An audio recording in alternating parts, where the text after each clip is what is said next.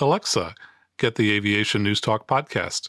Getting the latest episode of Aviation News Talk podcast. Here it is from TuneIn. Hello, and thank you for joining me for episode 38 of the Aviation News Talk podcast. Coming up in the news, well, last week we told you there was a twist in the city of Santa Monica's effort to undermine their airport by shortening the runway, and this week we have yet another twist to that story.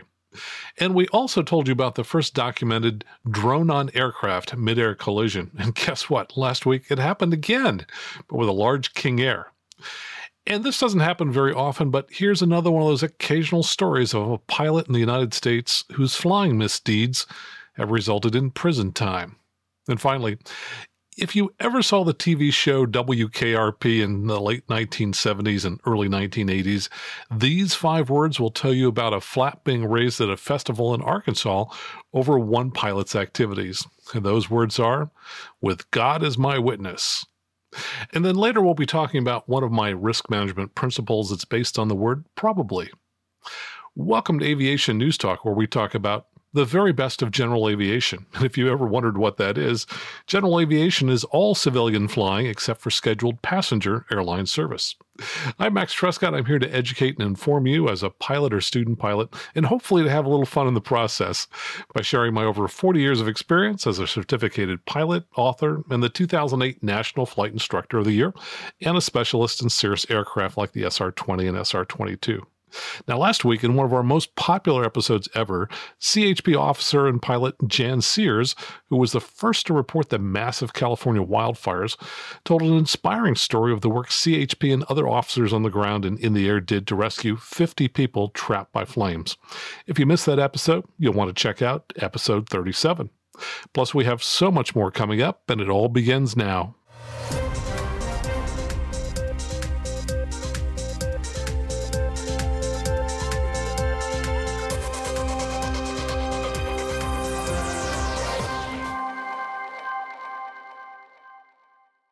From Flying Magazine, a temporary restraining order that had the Santa Monica airport supporters jumping for joy a week ago, well, turned out to be just that, temporary.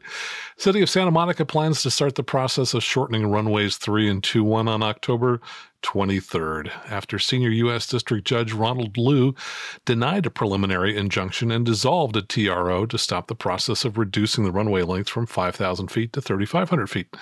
Now, the airport's going to be closed from Monday through Friday from 9 p.m. to 7 a.m. local during Phase 1 of the project. During times when the airport is open, the full runway length will be available. And during Phase 2, the start date of which has not been set, the airport will be shut down completely for about 10 consecutive days, and at the completion of that phase, the available runway length will be 3,500 feet.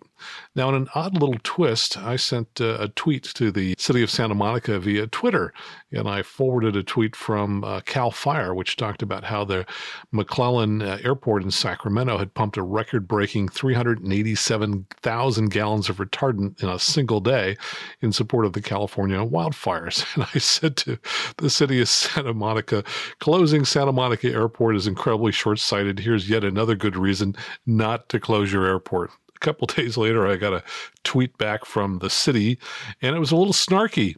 It said, Santa Monica does not allow overgrowth in city spaces, nor do we allow smoking or fire attractants, pet-friendly parks greater than, all caps, loud polluting airports. So someone pointed out to me later that that's actually a fake account for the city of Santa Monica. So I got punked. It was kind of funny. Oh, well.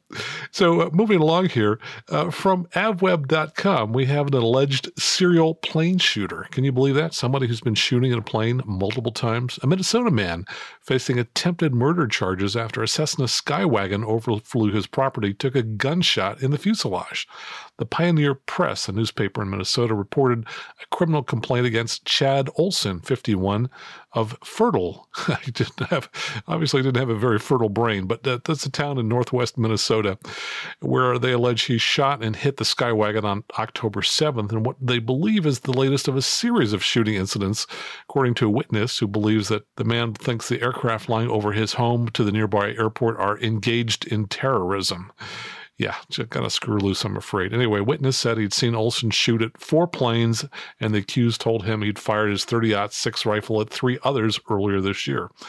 In the October 7th incident, the unidentified pilot told police he heard an unusual twang as he approached the airport and discovered a bullet hole while washing the plane the next day. He told authorities the bullet came close to cables and pulleys, and the damage will cost about $20,000 to fix.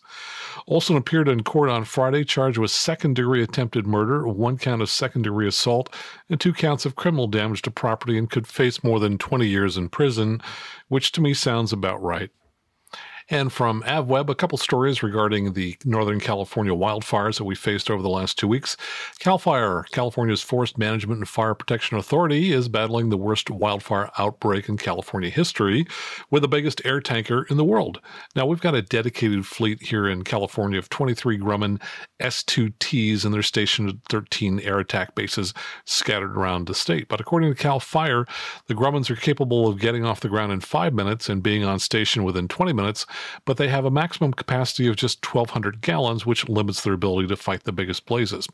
So they have called out the biggest thing available. CAL FIRE has Air Tanker 944, the Spirit of John Muir. That's a converted Boeing 747-400 operated by Global Supertanker Services. It's capable of dropping 19,200 gallons of water, fire retardant, or fire suppressant. And according to CAL FIRE's Deputy Director, Janet Upton, the plane isn't cheap. Whether they fly or not, if they call them in, it's going to cost a minimum of $165,000 for 3 days, and then if they fly, it's going to cost $16,500 per flight hour. And I did post last week pictures on the Patreon page of that super tanker dropping retardant on the fires here in Northern California. Really quite spectacular. So if you haven't seen that, go out to aviationnewstalk.com/awesome, and you can see video of some of those retardant drops. From Flying Magazine, well, we've had our second drone incident in just about as many weeks. This comes from Canada. A drone struck a plane on one of its wings, and that plane was on approach to Quebec City's international airport. The plane was a 9-passenger King Air A100 operated by a local charter airline, Skyjet. And by the way, since it's a charter operation, that fits under the category of General Aviation. This is the first time a drone has hit a commercial aircraft in Canada, according to the Canada Minister of Transport. He said, "I'm extremely relieved the aircraft only sustained minor damage and was able to land safely." He said if a drone were to hit the window of a cockpit and incapacitate the pilot, or were to damage in any way an engine, that could have had catastrophic results. Now, this drone, by the way, reportedly was at a height of 450 meters, or about 1,500 feet, which is well above the restriction for drones in Canada. From aeronews.net comes a story about a drunk pilot sentenced to prison. And he says it's been embarrassing. Well, I think it's probably a lot more than that. A pilot who was pulled off an airplane in Traverse City, Michigan in August of last year has been sentenced to a year and a day in federal prison for operating an aircraft while intoxicated. The incident occurred before the plane left Traverse City, and his lawyer tried to argue that the pilot, 35-year-old Sean Michael Fitzgerald, had not actually operated the airplane under the influence because it had been sitting at the gate and no passengers had boarded when he was removed from the aircraft with a blood alcohol level of, get this, 0.34%. Well, the legal limit for pilots is 0.04. So that's considerably higher, 7-8 times higher.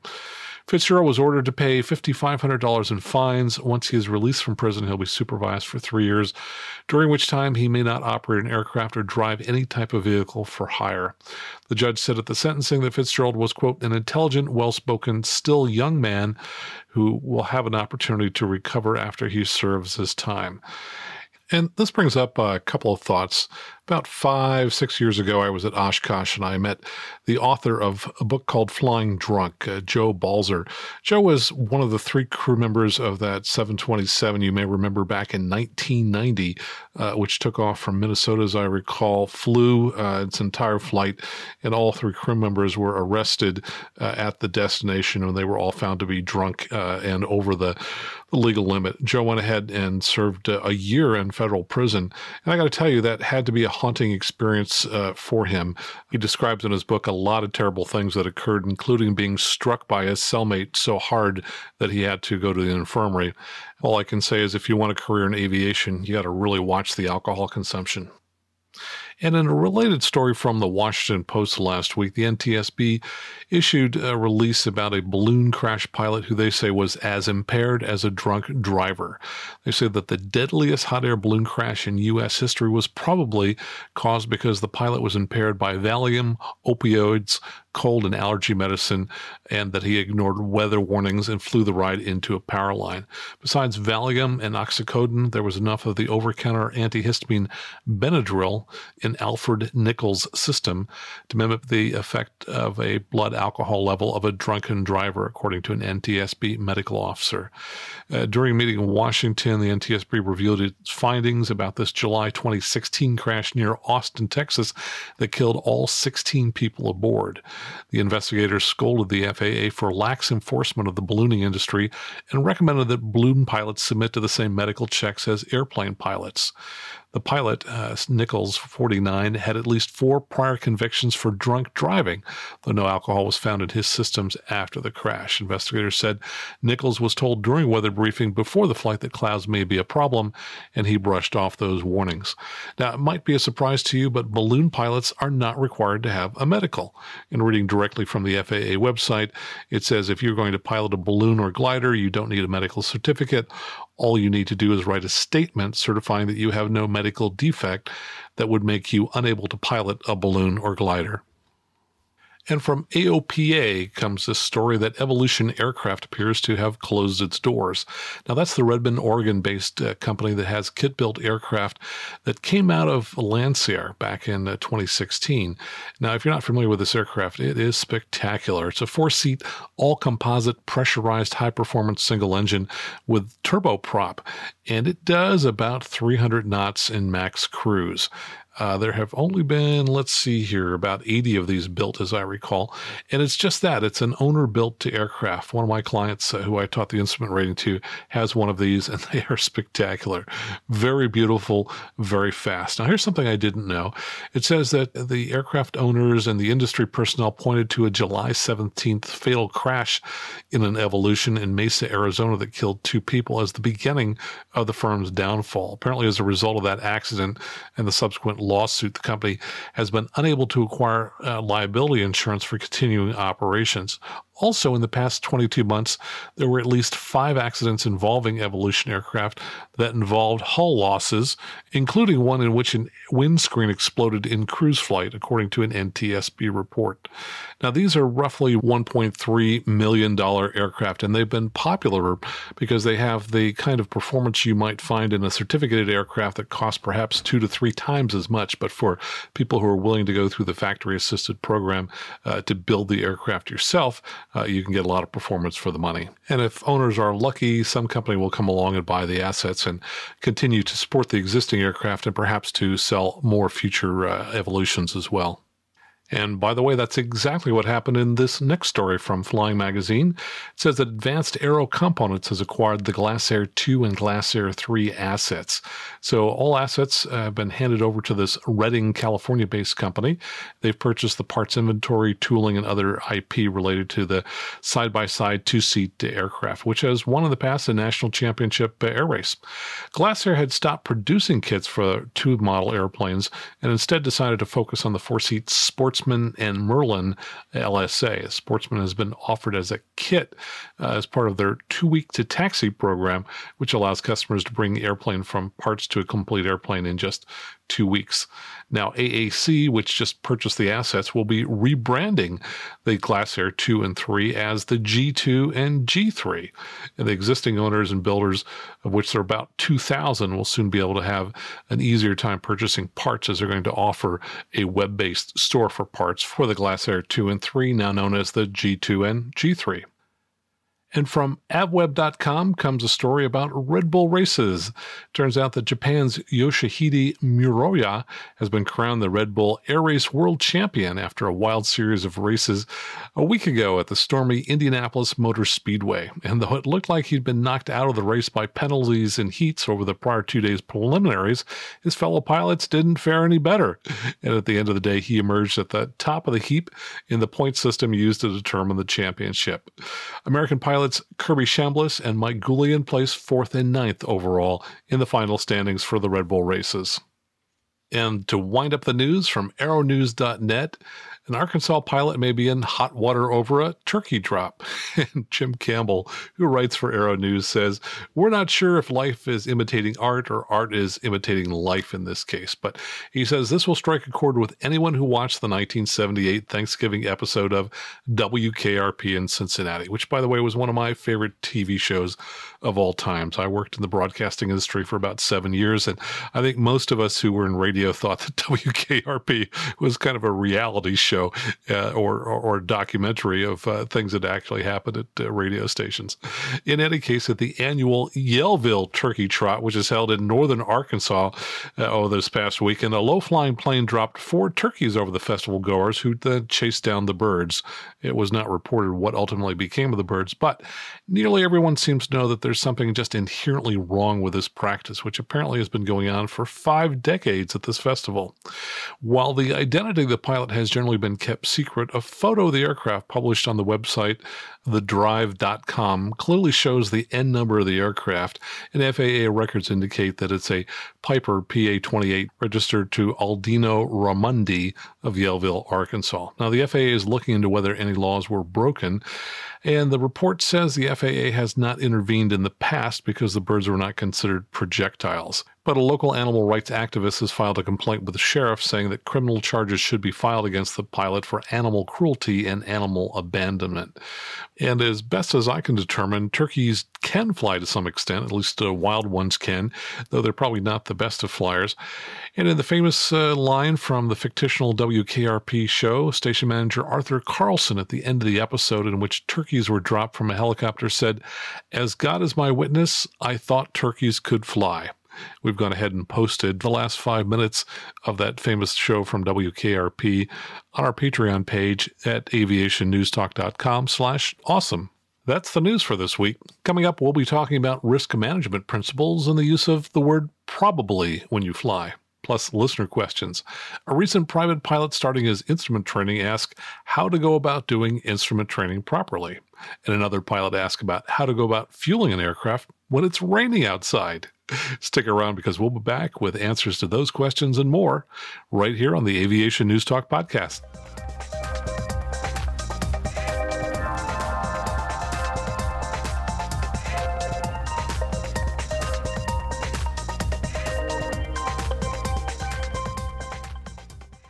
Welcome back. Before we talk about risk management, let me give you a few quick updates. It's been a little crazy around here the last couple of weeks in Northern California. I was scheduled to speak to a group at the Noss Field, which is up in the northern part of the bay, and unfortunately we had to cancel it because there were fires everywhere, and a lot of the people wanted to go out and clean their airplanes that day because there was so much ash which had fallen from the fire.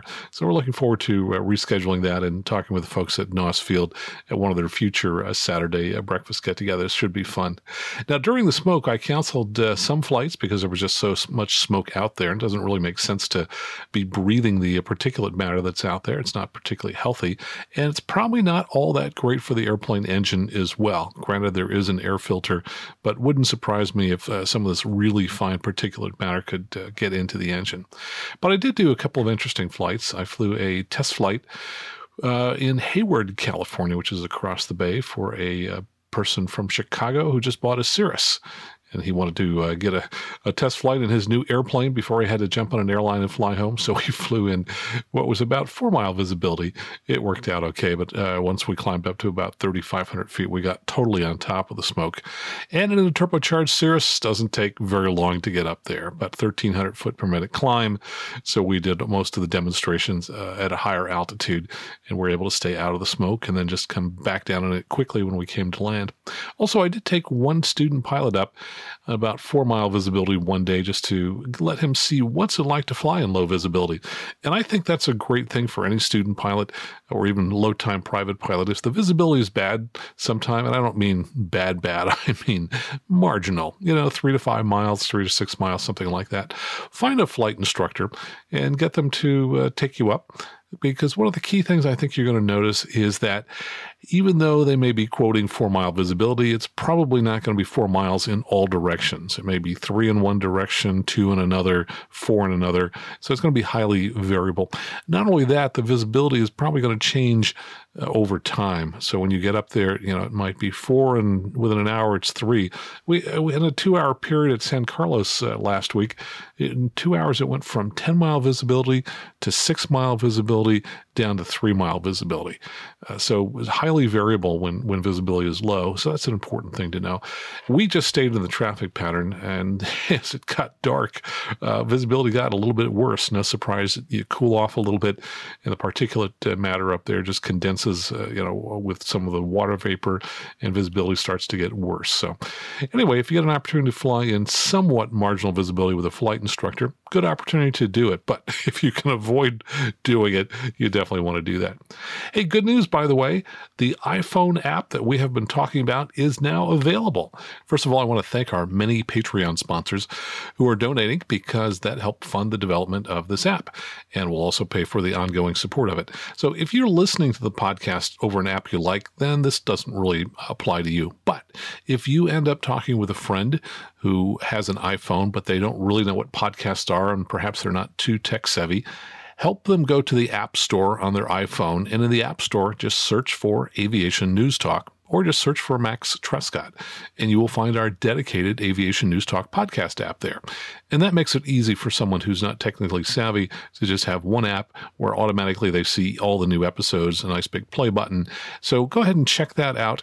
And one thing I will mention, if you want to go ahead and slide forward in an episode, either to go back or go forward, there is a red line which goes in a circle around the circular play button at the top of the screen. So just kind of drag that around in a circle, and that'll move you forward and backward within a particular episode. Also, you can just go ahead and swipe left and right to quickly move from one episode to another. It's one of the fastest ways I've ever seen to move between episodes on a podcast app. Still working on an app for Android phones, and I'll let you know when that becomes available. But in the meantime, the app is here. Thanks so much to everyone who has contributed through a Patreon at aviationnewstalk.com/awesome. Really appreciate your donations, and they help to fund this app. You probably know that we have a survey which is up for the month of October on portable ADS-B receivers. Do you have one, or are you thinking maybe of getting one? Tell us about your experience. How's it been with one that you have? Are you encountering any issues? And I'm also considering possibly reviewing some of the new models on a future show. So if there are any ADS-B receivers you're particularly interested in having me review, please let me know. You can find the survey by going to aviationnewstalk.com/survey. And I want to give a special thanks to our new supporters in the last 2 weeks. They include Larry Lehman, Kelly O.D., Wayne White, Michael Rogers, and John Baker.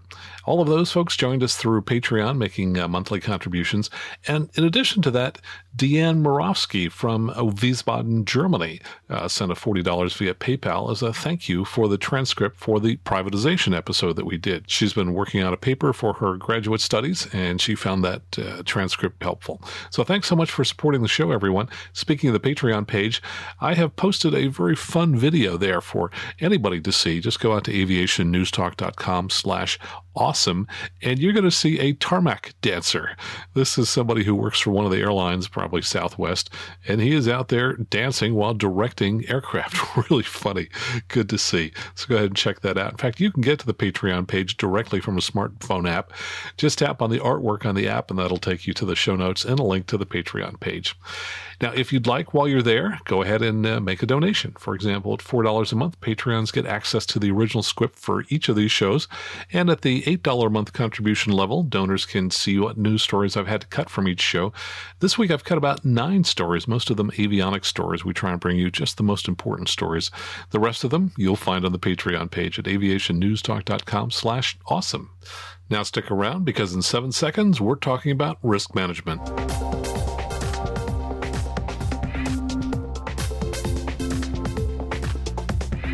And welcome back. Let's talk about risk management.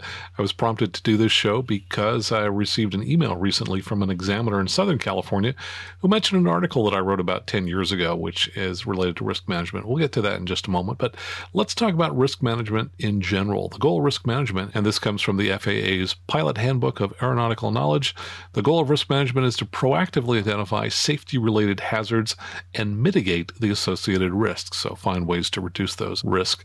Now, I'll tell you, there are lots of models for doing this, and there's no one right way to do it. I think different people are going to choose different ways to apply risk management. But the key principles that come out of the handbook are these. They say, accept no unnecessary risk. Well, that makes total sense. They say flying is not possible without risk, but unnecessary risk comes without a corresponding return. And they give an example. If you're flying a new airplane for the first time, you might determine that the risk of making that flight in low visibility conditions is unnecessary. Well, by the way, I think that's a little oversimplified. If it's truly low visibility, maybe you shouldn't be flying regardless of the plane that you're in, or if it's a plane that you're less familiar with, just always start with simple short trips before going on a long cross country. By the way, the local flying club that I do a lot of teaching at has identified a risk factor that seems to reoccur fairly often. And that is, people will come in and they'll check out a new airplane, and the next day they're planning to take off on a really long cross-country trip. You know, if you've just checked out on a new airplane, that might be the time to try a short cross-country trip rather than, something really, really long. The second principle they talk about, besides accepting no unnecessary risk from the handbook, it says, remember that you are pilot in command, so never let anyone, not ATC or your passengers, make risk decisions for you. A good example comes to mind is about 20 years ago, I used to fly very actively for Los Médicos Voluntarios, which translates into flying doctors, and I would take volunteer doctors and dentists down to Mexico. And it was really easy for us as the pilots to really feel a self-induced pressure to complete the mission. Here we have these folks who were kind of high-profile folks, and doctors, dentists, people who maybe felt they had to be back on Monday. It would be really easy to feel pressure to complete a journey when it wasn't safe to do that. So we always try to plan for delays on those trips, build in extra time for longer trips, leave a day or two early if the weather dictated. And it's always nice to have an extra day or two available at the end of the trip, so you don't, quote, have to be back, on the day that you planned. And another thing to do is just consider buying backup airline tickets. That way, if you have passengers that have to be back, you can get them home via the airlines. Just let them know you'll get them to a commercial airport so that they can get back, and then you'll bring the aircraft, back when the weather improves. So just remember, you are making all of these pilot in command decisions. Don't feel pressure from other external sources such as your passengers. Principle number 3, accept risk when benefits outweigh the dangers. So in any flying activity, it's necessary to accept some degree of risk. Now, a day with good weather, they give an example, is a much better time to fly an unfamiliar airplane for the first time than a day with low IFR conditions. Yes, I totally agree with that. By the way, time in type, the number of hours that you have on a particular aircraft type, is really the key driver of safety. So your goal when you check out a new aircraft is to try and get 100 hours in that aircraft as safely as possible. Now, total time, 10,000 hours, total time, whatever, that's much less of a predictor of accidents than time in type.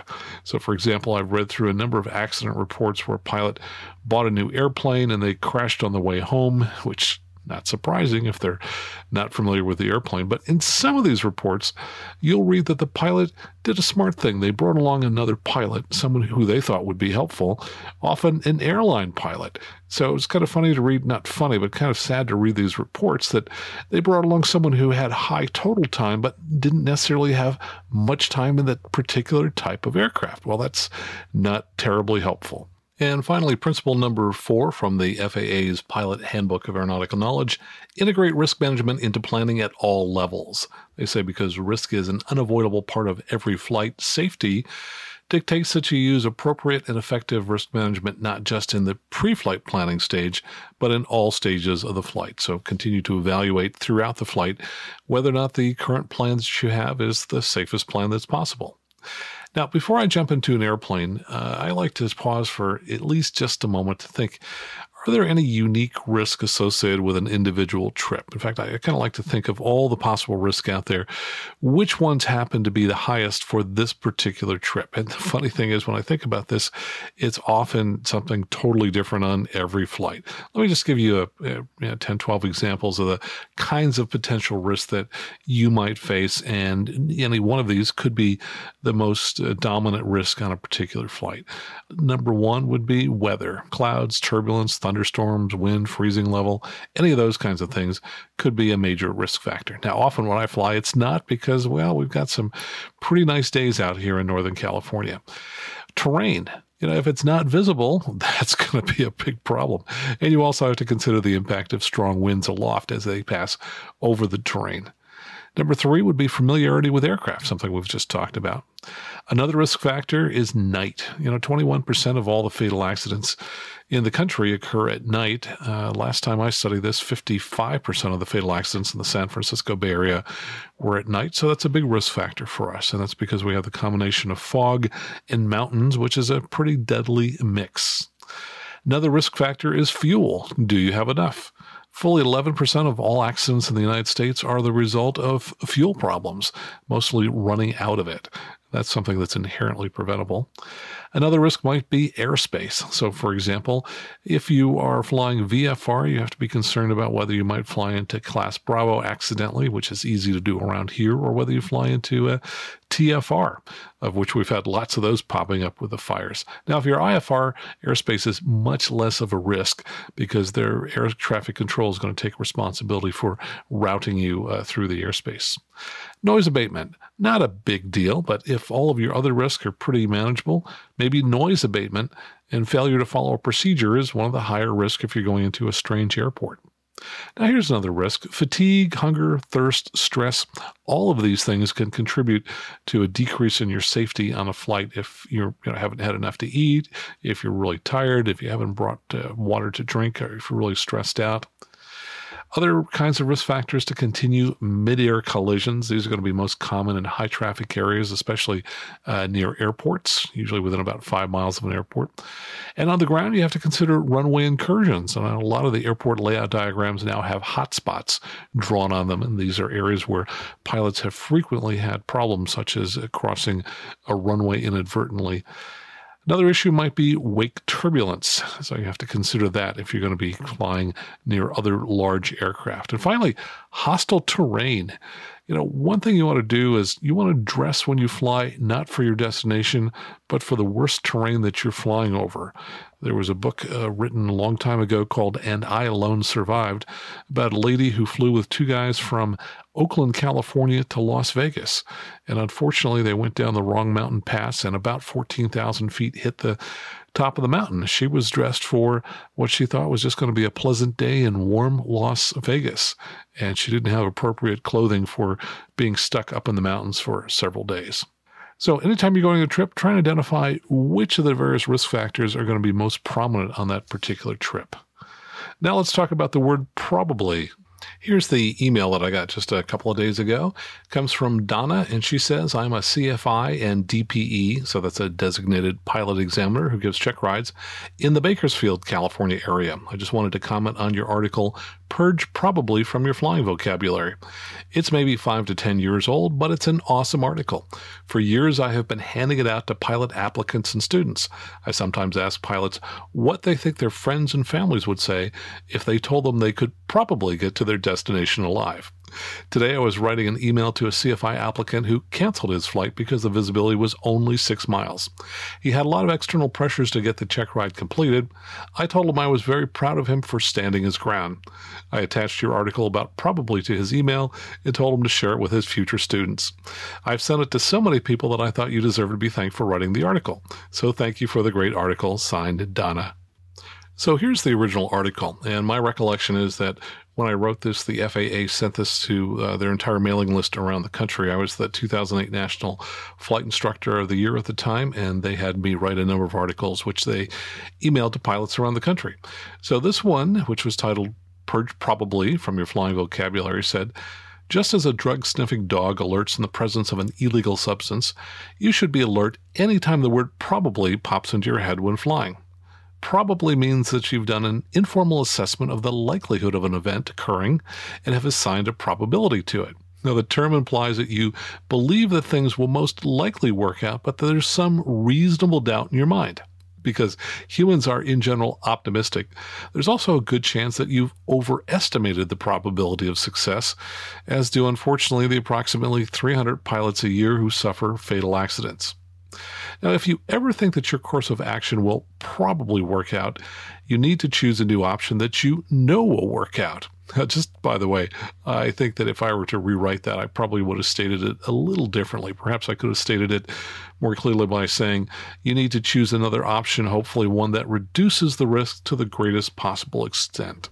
Instead, I'd said, if you ever think that your course of action will probably work out, you need to choose a new option that you know will work out. Well, obviously, we can't always know for sure that another option will work out, but we can guess pretty well that a different option might have a greater probability of success.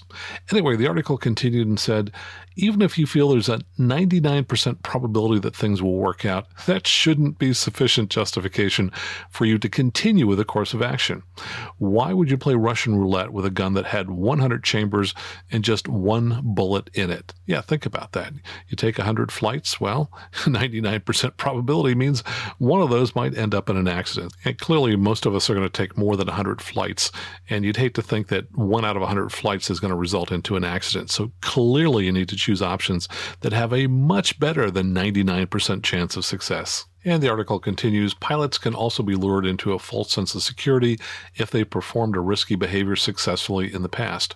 One local CFII, known locally by his colleagues as Luke Skywalker, had a reputation for always being able to make it into his local airport, which, by the way, didn't have an instrument approach, regardless of how bad the weather was.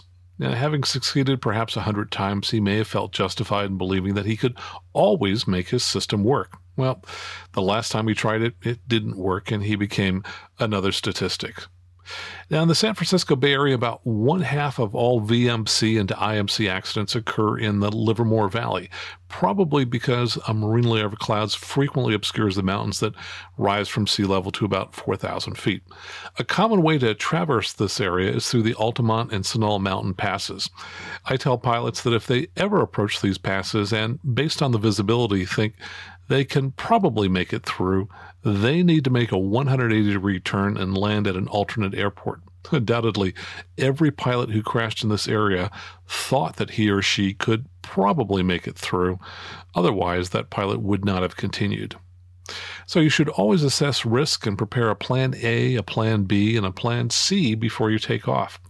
That way, the first time the word probably flashes through your mind, you can instantly begin to execute plan B or plan C. Fully thinking out these plans before you leave the ground leads to better decisions. Waiting until you know things are not going to work out is the wrong time to improvise a seat-of-the-pants solution. Now, most pilots, when they think about risk management, just think about the time when they're in the air, and they don't think about the time when the aircraft is on the ground.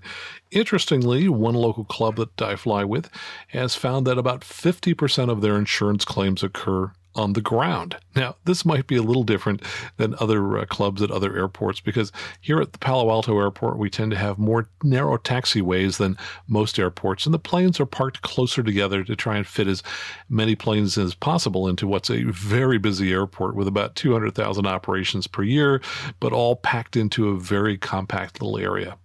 So there are lots of incidents that have occurred, mostly with relatively low-time private pilots, say generally with less than 200 hours. And one of the common threads is that they try to explain away the incident as to why it wasn't their fault and they couldn't possibly be held accountable. One of those little problems happened just 2 weeks ago when a very low-time private pilot was taxiing the aircraft out of the parking spot up a row, and in front of him, what did he see but a fuel truck, which was parked in front of a Citabria fueling the Citabria.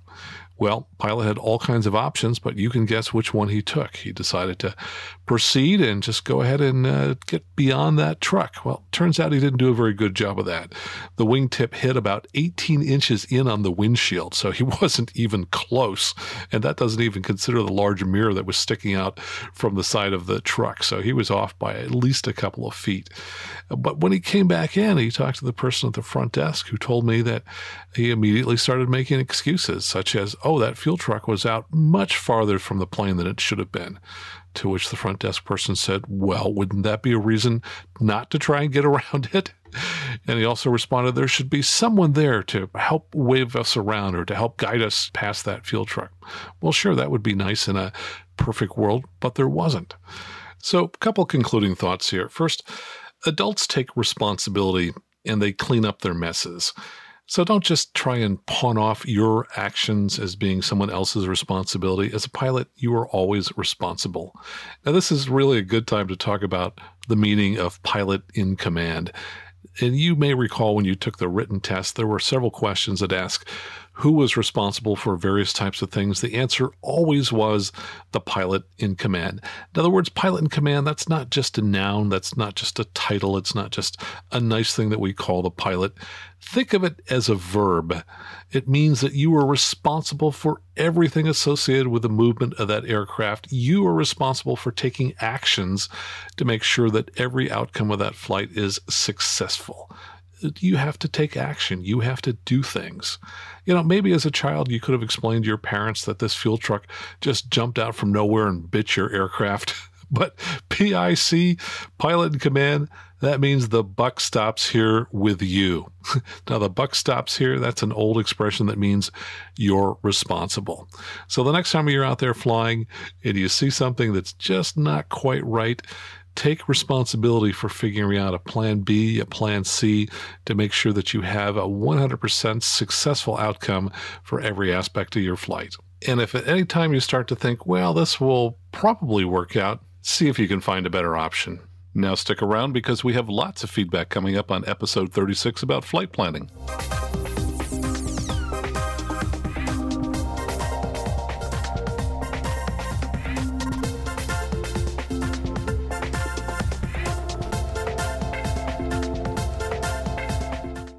Welcome back. A couple quick thank yous to people who left reviews this week. Bostonian Rees, that's a funny name, said that this is a fun podcast.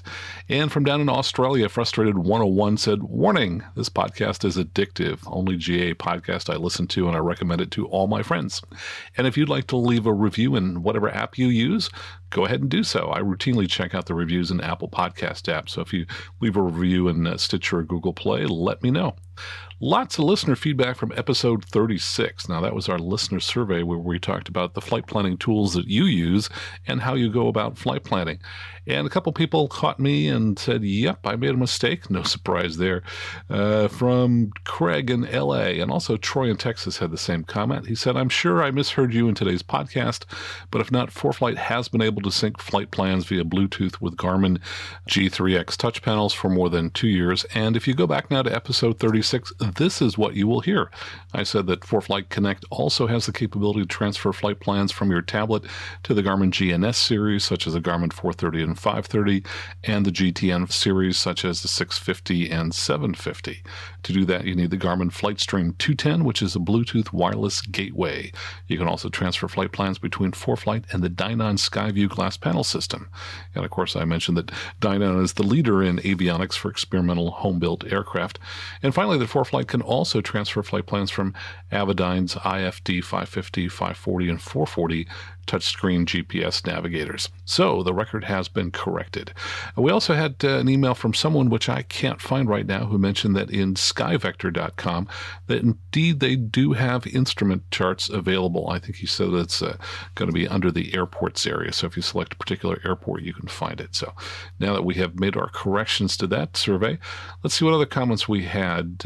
Craig says, I knew that ForeFlight was more popular than Garmin Pilot, but the percentages in your survey surprised me. I feel the apps have reached parity. In fact, the last big update to ForeFlight makes it, in map view, much more like Garmin Pilot. He says if either of these full-feature apps included restaurants on the field and adjacent hotel layers on their charts, that would sway me. Yep, good point. And an email from Jeff in British Columbia. He says, I just listened to the Flight Planning Tools episode.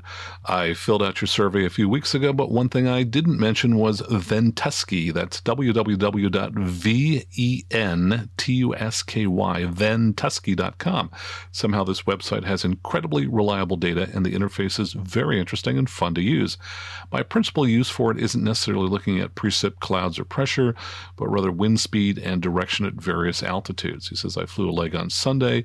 From the website, I knew to go high, and he's flying a 172. He said, I had neutral winds to headwinds, but as I climbed above 8,000 feet, the tailwind component picked up. By 9,500 feet, I had a ground speed of 165 miles an hour. My usual ground speed is 120 to 125. And an email from Ed in Florida says, I was surprised these weather sources were not mentioned on the last podcast. Well, Ed shouldn't be surprised. Nobody filled in the survey and mentioned them. So here's what Ed says. He says, vansairforce.net, and then click on the WX link for weather, and weathermeister.com. That's weather, MEISTER.com.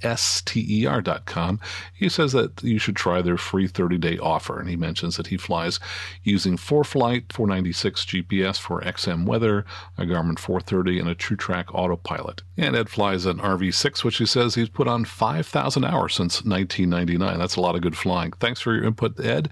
That kind of wraps up the feedback on the flight planning episode. Had a couple comments on iPads. You may recall that we've talked a little bit about how to extend battery life. This comes from Christian down in Australia. He says, I wanted to add a tip that was recently provided regarding battery life on iPads. And we've talked about dimming the screen to help the charger keep up with the power demand. He says, my addition is that you should check the charger that you're using currently. Newer iPads need at least 2.1 amps to charge them quickly, but also to have a better chance in a high draw environment. He says a lot of older USB chargers only provide 1 amp. They can charge the device, but very slowly, and they won't be able to keep up when multiple high draw apps are being run on the iPad. He says try upgrading your USB port to the newer 2.1 amp ports. He says if you can't upgrade the port, there's another option. You can purchase a charging block from various retailers to provide 2.1 to 2.4 amps of power in your plane to keep your iPad going well beyond the battery lifetime. Christian, thanks so much for that tip. And also on the iPad topic, Travis wrote, he says, this came from Facebook Messenger. He said, I hope all is well on your end and you're keeping safe with the fires up there. Fortunately, the fires are mostly contained. They're not quite 100% contained, but they're in the 80s and 90s right now. Travis said, in the most recent Aviation News Talk podcast, one of your survey responders brought up the overheating iPad issue. I've dealt with this a lot myself, especially with the veritable greenhouse that is the Diamond DA40 canopy. Yes, Travis, it does get hot inside the Diamond DA40. He said, I've even had my iPad overheat right on takeoff on my instrument check ride. Fortunately, my instructor had insisted that I also bring paper charts. He says, I picked up an X-Naut iPad cooling system at the last Flying Expo, and it's been working great. I haven't had an overheat issue since. Thought I'd pass that along in case you haven't seen it. And he gives their website, which is x-naut.com, xnaut.com. Thanks, Travis. And here's an email you're going to really enjoy. This comes from Tom in Berlin, Germany. Tom says, the commercial license check ride for me was an odd one. He said, Harry Jordan, must be his DPE, pilot examiner, told me to pre-flight a Cessna 150 for my check ride. As I opened the door to get in, Harry's dog, a St. Bernard, jumped into the back and wouldn't get out. As Harry came out, he said, don't worry, and that the dog was his and he loves to fly. I spent the check ride with a slobbering St. Bernard drooling over my right shoulder. Tom, that is a great story. Thanks for sharing that. And if anybody has feedback on shows or great stories to share, just go ahead and go out to aviationnewstalk.com and click on the contact button at the top of the page. Now let's move on to some listener questions. This comes from Jeff in Massachusetts. He says, I have a private pilot certificate and I've been thinking about getting instrument rated.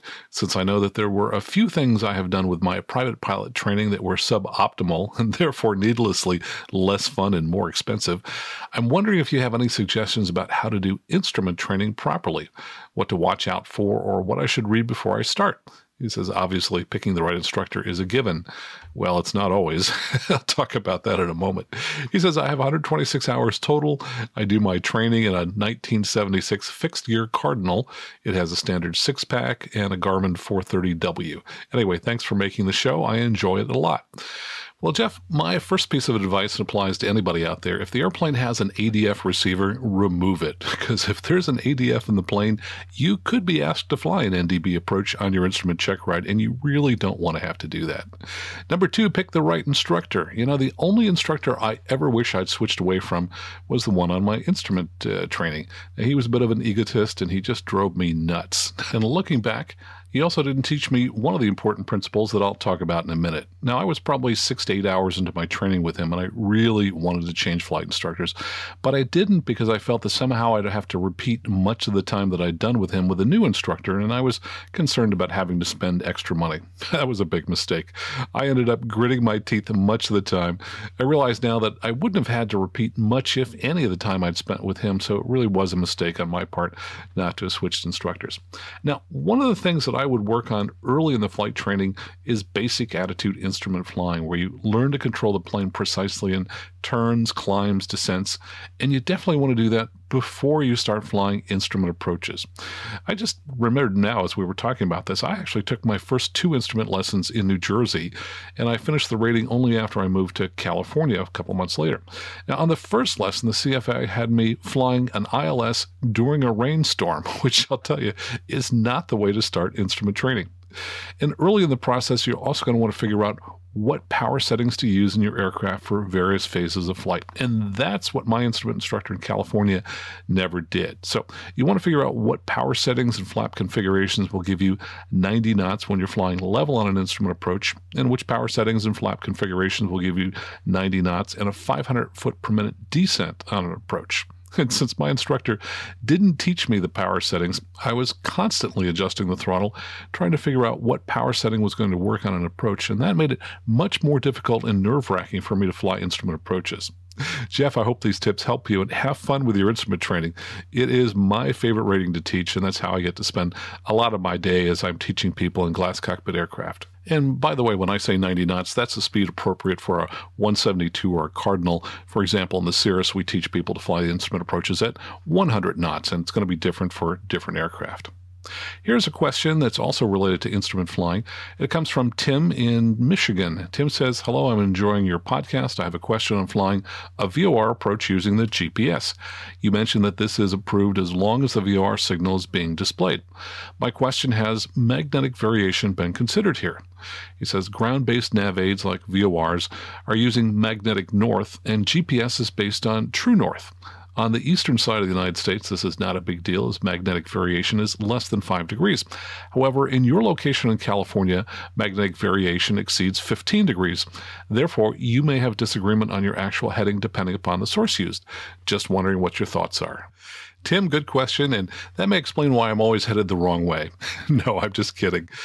Yes, it has been taken into consideration, and the way it's done is when you look at an instrument approach, that's a procedure that's been put into the GPS that's specific to that approach at that airport, and that's where they take care of the variation, so they know to account for that. So the overlying GPS approach is going to pretty closely match an underlying VOR approach. Now, you may see a difference of a degree or so, but it's never really a problem. By the way, one area where we do have some problems sometimes with the difference between magnetic variation and true north is on the ATIS. When people listen to the ATIS over the radio, the winds are given in magnetic north.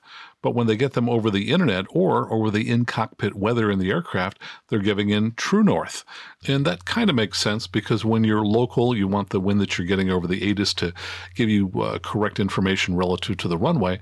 But if you're planning a global trip over long distances, you might not know the local magnetic variation for the entire route. So true north is going to work better for that. So the way it works is the Palo Alto Tower will read their equipment, the anemometer, and that's going to be in magnetic, and that's the number they use when they give the ATIS, and then they'll add 10 degrees to that when they type it in for use over the internet. Now, occasionally they forget, and so the data you'll see over the internet will be identical to what's on the ATIS. And this can be confusing if you're looking at the in-cockpit weather and forget that that's going to be given in true north and is not going to match up what you're going to hear over the ATIS.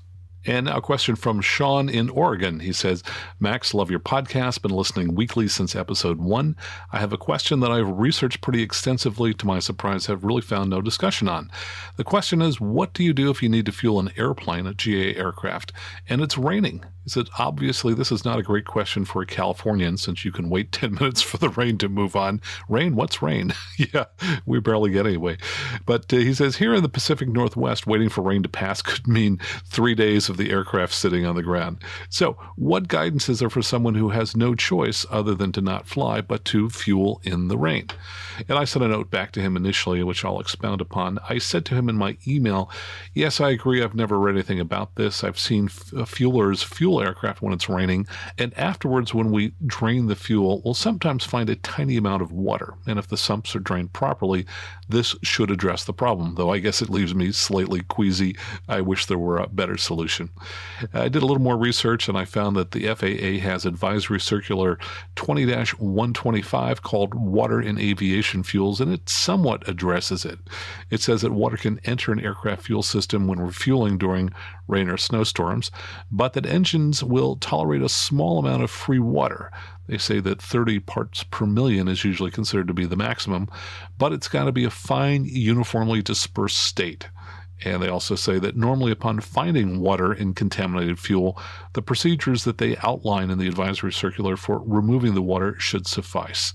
And they say should contamination persist or any doubts exist as to water contamination, the advice is to have the aircraft fuel system inspected by a qualified person. About the only other thing I can suggest is that when the fueler is fueling the aircraft, he or she should be able to in some way cover up the nozzle so that there's not much space left between the nozzle and the tank. And of course, it probably goes without saying, don't fuel during really heavy rain, such as thunderstorms, but during normal rain, you're probably going to be just fine. And that's all the time we have for questions this week. If you have a question you'd like to have it answered on the show, please go out now to aviationnewstalk.com, click on Listener Question up at the top of the page, and then record your question using your phone, and I'll play it on the show so we can hear your voice. Or if you want to send an email, well, anybody who wants to contact us for the show about anything, just go to aviationnewstalk.com, click on Contact at the top of the show. And if it's a question, we will go ahead and try and answer it for you. And as always, if you are possibly a candidate for buying a Cirrus, especially a new Cirrus in the future, I can help schedule a free demo flight for you and also help you understand some of the different trade-offs between buying new and used. I specialize in the Cirrus and work with people around the country. And by the way, if you're enjoying this show, please share this episode with your aviation friends. The app you're listening to right now probably has something on it that you can click to directly share this episode with a friend by email. And remember, for your non-techie friends, tell them to look for the new Aviation News Talk app for iPhones and iPads, available in the App Store now. Until next time, fly safely, have fun, and keep the blue side up.